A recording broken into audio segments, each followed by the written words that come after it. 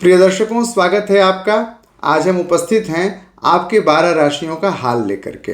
15 जून को सूर्य भगवान मिथुन राशि में गोचर कर चुके हैं और ये 16 जुलाई 2025 तक मिथुन राशि में ही रहेंगे। बृहस्पति भगवान वहां पर पहले से ही विद्यमान हैं, यानी कि मिथुन राशि में ही बृहस्पति भी हैं। तो बृहस्पति और सूर्य की परस्पर युति हो रही है मिथुन राशि में। साथ ही बुध भी रहने वाले हैं 22 जुलाई तक मिथुन में ही। तो ये त्रिग्रही योग भी बन रहा है, जहां एक तरफ सूर्य, बुध और बृहस्पति का संयोग हो रहा है मिथुन राशि में, वहीं दूसरी तरफ मिथुन राशि में बृहस्पति और सूर्य के परस्पर संयोग से गुरु आदित्य राजयोग भी बन रहा है। तो ऐसे में आपकी 12 राशियों का क्या है हाल, यह लेकर मैं आपके सम्मुख उपस्थित हूं। तो कार्यक्रम की शुरुआत करते हैं सबसे पहली राशि मेष राशि से। मेष राशि के जातकों के लिए यह संयोग बन रहा है इनके तीसरे भाव में।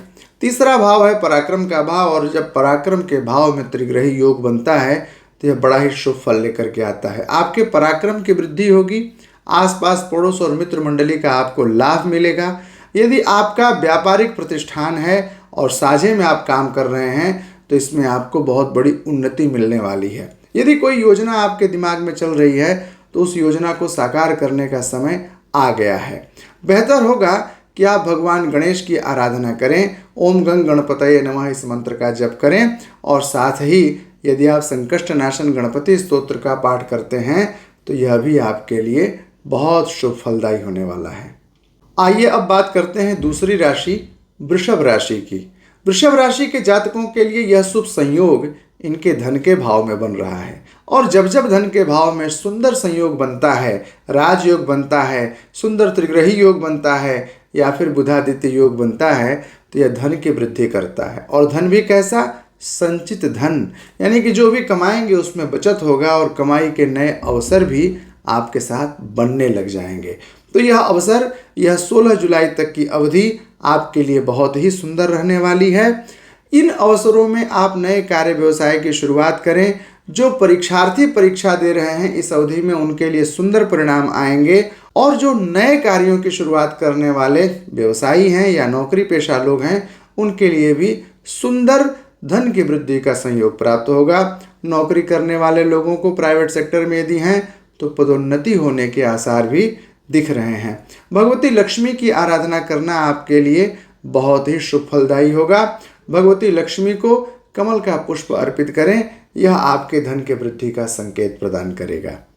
और अब बात करते हैं तीसरी राशि मिथुन राशि की।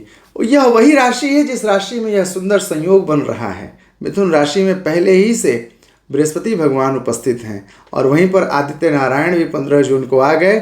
16 जुलाई तक मिथुन राशि के तो पौ 12 हैं, यानी कि आपकी 5 उंगलियां घी में हैं। मिथुन राशि के जातक जो कुछ भी करना चाहते हो, विद्यार्थी हैं, यदि आप परीक्षा दे रहे हैं, नौकरी करने वाले लोग हैं या प्राइवेट सेक्टर से जुड़े हुए लोग हैं, अधिकारी वर्ग हैं या फिर आप व्यवसायी वर्ग हैं, सबके लिए बहुत ही सुंदर संदेश है हमारे पास।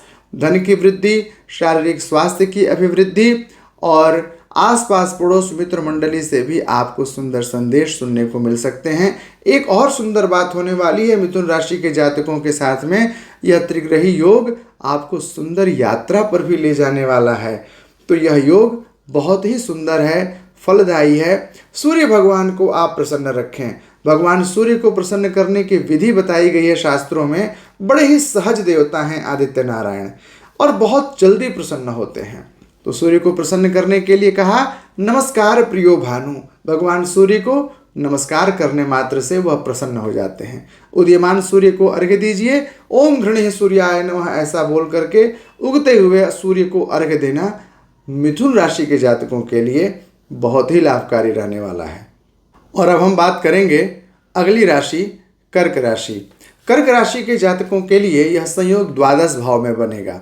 जब द्वादश भाव में बृहस्पति जाता है तो यद्यपि कहते हैं कि स्थान हानि करो जीव, यानी कि आपके खर्च की हानि करेगा, तो एक तरह से ये लाभ ही है। लेकिन सूर्य जब द्वादश भाव में चला जाता है तो नेत्र संबंधी पीड़ा होती है, आंखों को कष्ट होता है, दाहिनी आंख में परेशानी होती है, शारीरिक स्वास्थ्य भी गड़बड़ रहता है, और बुध के भी जाने से व्यापारी वर्ग के लिए यह नुकसान की स्थिति होगी। आर्थिक समस्या थोड़ी सी बढ़ सकती है। थोड़े खर्च की स्थिति पर आप नियंत्रण रखें तो समस्या आपको परेशान नहीं करेगी। लेकिन 16 जुलाई तक की अवधि कर्क राशि के जातकों के लिए फूंक फूंक करके चलने वाली अवधि होगी। बहुत सावधान रहने की अवधि होगी और चंद्रमा को प्रसन्न करने से सारी समस्याएं कर्क राशि के जातकों की समाप्त हो जाएंगी। उदीयमान चंद्रमा को अर्घ्य दीजिए। जल के पात्र में चंद्रमा के बिंब का दर्शन करिए और बिंब पर दूध गिरा करके अर्घ्य दीजिए। दधिशंख तुषाराभम क्षीरोदारणव संभवम नमामि शशिनम सोमम शंभोर मुकुट भूषणम, इस मंत्र को बोल करके चंद्रमा को अर्घ्य दीजिए तो यह कर्क राशि के जातकों के लिए अच्छा फलदायी होगा। अब हम बात करेंगे अगली राशि सिंह राशि की। सिंह राशि के स्वामी है सूर्य और हम बात कर रहे हैं सूर्य के गोचर से बनने वाले 12 राशियों के शुभाशुभ फल की। तो सूर्य भगवान स्वयं सिंह राशि के जातकों के लिए एकादश भाव में होकर के बृहस्पति के साथ सुंदर संयोग बना करके बुधादित्य योग बना करके सिंह राशि के जातकों के लिए सुंदर फल उत्पन्न कर रहे हैं। आय के नए साधन बनेंगे। यदि अब तक आपके मन में कुछ नए काम करने की योजना बन रही थी, परीक्षा की योजना बन रही थी, एडमिशन की योजना बन रही थी, नौकरी की योजना बन रही थी, यात्रा की योजना बन रही थी या किसी नए कार्य व्यवसाय के प्रतिष्ठान के शुभारंभ की योजना बन रही थी, तो यह योजना अब सफल होने वाली है। क्योंकि एकादश भाव में जब यह सुंदर योग बन गया तो 16 जुलाई तक आप इस योजना को मूर्त रूप दे सकते हैं। ध्यान देने की बात है, सिंह राशि के जातकों को भगवान शिव की आराधना करनी चाहिए। भगवान शिव की आराधना 16 जुलाई तक करें। 11 जुलाई से तो श्रावण भी आरंभ होने वाला है, तो भगवान शिव की आराधना करें। शिव की आराधना करने से आपके सभी मनोरथ पूर्ण होंगे। भगवान शिव तो आशुतोष हैं, औघरदानी हैं, तो भगवान शिव को प्रसन्न कर लीजिए। सिंह राशि के जातकों के लिए सारी सुविधाएं, सारे सुख, धन धान्य की अभिवृद्धि का समय चल रहा है। हम अब बात करेंगे कन्या राशि की। कन्या राशि के जातकों के लिए यह सुंदर संयोग बन रहा है दशम भाव, और दशम भाव जैसा कि हम जानते हैं यह कार्य का भाव है, आजीविका का भाव है, नौकरी का भाव है, व्यवसाय का भाव है। तो यदि आप अपने कार्य क्षेत्र में तरक्की चाहते हैं, व्यवसाय में तरक्की चाहते हैं, तो यह आपके लिए अनुकूल अवधि है। 16 जुलाई तक की अवधि कन्या राशि के जातकों के लिए बहुत ही शुभ रहने वाली है।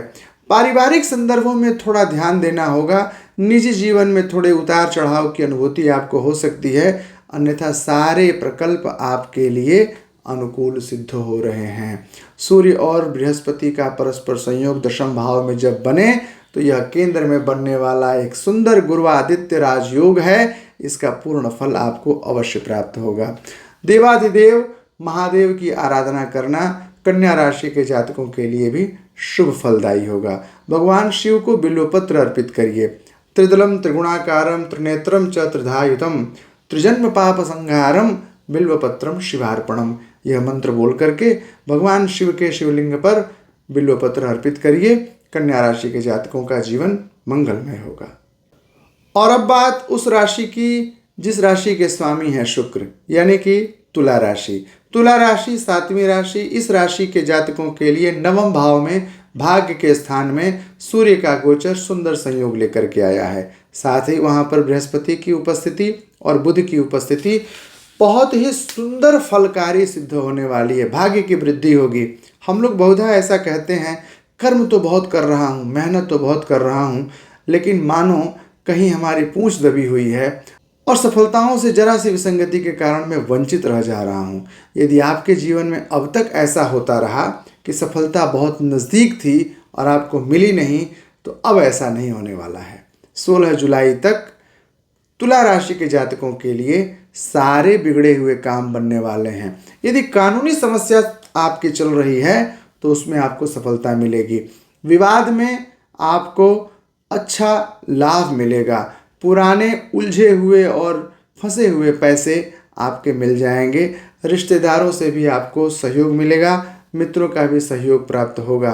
तुला राशि के जातकों को आदि देवी आद्या शक्ति भगवती त्रिपुरेश्वरी की आराधना करनी चाहिए। भगवती का प्रधान मंत्र ओम ऐं ह्रीं श्रीं श्रीमात्रे नमः बोलिए और यह मंत्र बोल करके 108 बार माता के चरणों में कुमकुम चढ़ाइए या श्री यंत्र पर कुमकुम अर्पित करिए।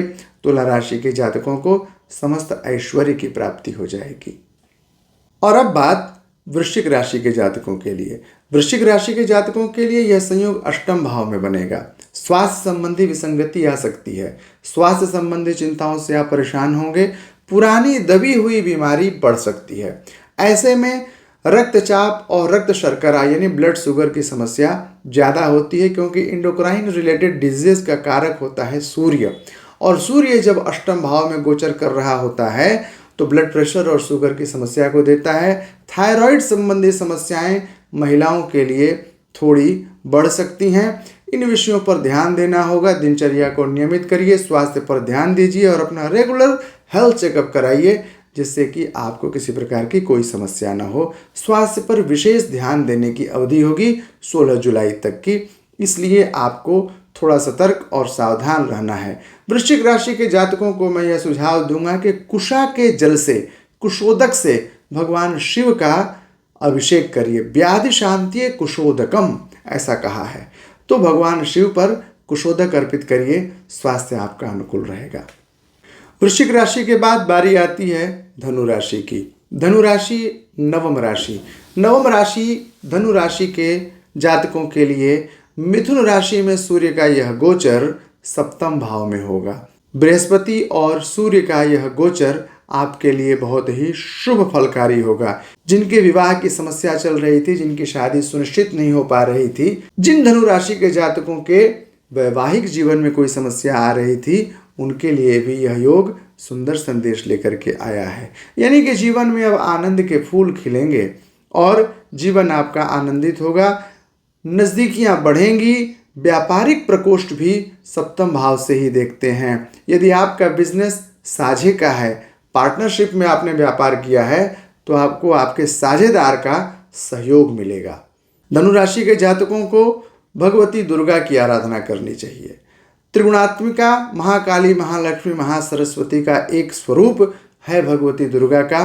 दुर्गा को जवा पुष्प चढ़ाइए। गुड़हल, अंग्रेजी में जिसे हिबिस्कस कहते हैं, भगवती का नवारण मंत्र ओम ऐं ह्रीं क्लीं चामुंडायै विच्चे, यह बोल करके भगवती को लाल पुष्प अर्पित करिए, आपकी मनोकामनाएं पूर्ण हो जाएंगी।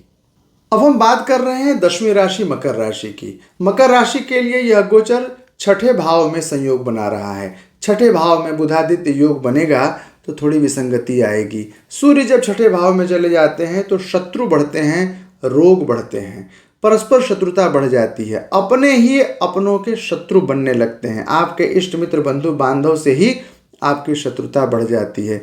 कुछ गुप्त शत्रु का भी प्रादुर्भाव आपके जीवन में होगा। अप्रत्याशित रूप से आपके जीवन में कलंक लगना, ऐसी विसंगतियां आ सकती हैं। तो यदि आपकी मकर राशि है तो 16 जुलाई तक थोड़ी सावधानी बरतिए। विवाद से बचिए। ज़्यादा किसी से किसी विषय पर यूं ही व्यर्थ वाद विवाद मत करिए। वाद विवाद से अपने को बचाइए, इससे कलंक लगने की संभावना है, विवाद बढ़ने की संभावना हो सकती है, न्यायिक समस्याएं भी हो सकती हैं। इसलिए मकर राशि के जातकों को बहुत सावधान रहने की आवश्यकता है और अपने राशि के स्वामी शनि देव की आराधना करनी चाहिए। ओम शन्नो देवी रविष्टय आपो भवन्तु पीतये संयोरभिस्रवन्तु नः शम शनैश्चराय नमः, ऐसा बोल करके शनि भगवान की आराधना करिए।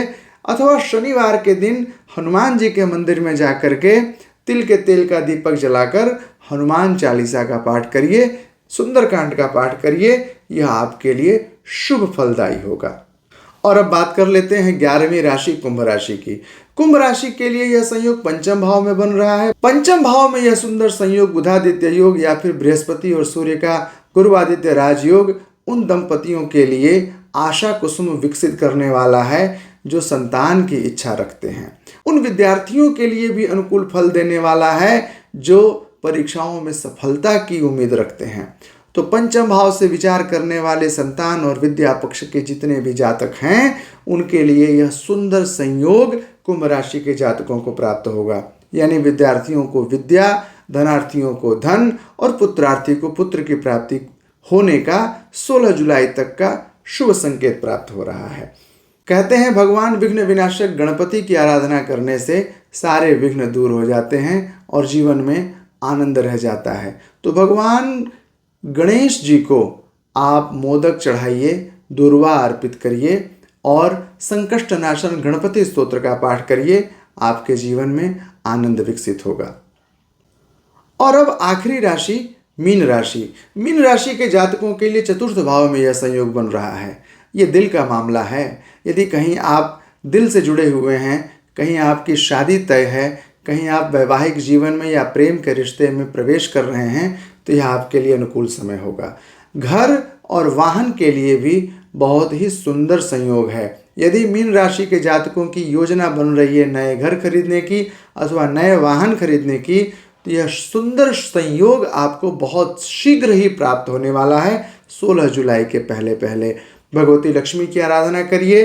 काम सोस्मिताम हिरण्य प्राकाराम ऐसा करके श्री सूक्त के मंत्र का सकृत जप यानी बार बार जप करिए। भगवती को कमल का पुष्प बहुत ही प्रिय है। ऐसा पुष्प अर्पित कर देने से आपके संकल्पित कार्य सिद्ध हो जाएंगे, आपका मनोरथ सिद्ध हो जाएगा। तो दर्शकों, यह था हाल आपकी 12 राशियों का। सूर्य के राशि परिवर्तन होने के कारण 16 जुलाई तक आपके जीवन में कौन से परिवर्तन आ रहे हैं, ये मैंने आपको बताया। इन राशियों का आकलन हम करते हैं चंद्रमा से। चंद्रमा आपके कुंडली में जिस राशि में बैठता है, जितने नंबर में बैठा रहता है चंद्रमा, वह आपकी जन्म राशि होती है। मेरे द्वारा बताए गए फलादेश में चंद्रमा को ही केंद्र में रख करके राशि का फल निर्धारित किया जाता है। क्या है आपकी जन्म राशि? यदि आप इच्छुक हैं तो स्क्रीन पर फ्लैश किए जा रहे नंबर के माध्यम से आप संपर्क कर सकते हैं, अथवा आप मुझे कमेंट बॉक्स में अपना बर्थ डिटेल भी भेज सकते हैं। मैं प्रतिदिन आपके प्रश्नों का जवाब देता हूं, आपके कमेंट्स का भी आंसर करता हूं। आप मुझसे व्यक्तिगत परामर्श के लिए भी स्क्रीन पर फ्लैश किए जा रहे नंबर के माध्यम से संपर्क कर सकते हैं। पुनः मिलते हैं अगले कार्यक्रम में। तब तक के लिए मुझे विदा दीजिए। जय श्री कृष्णा। आपका दिन शुभ हो, मंगलमय हो।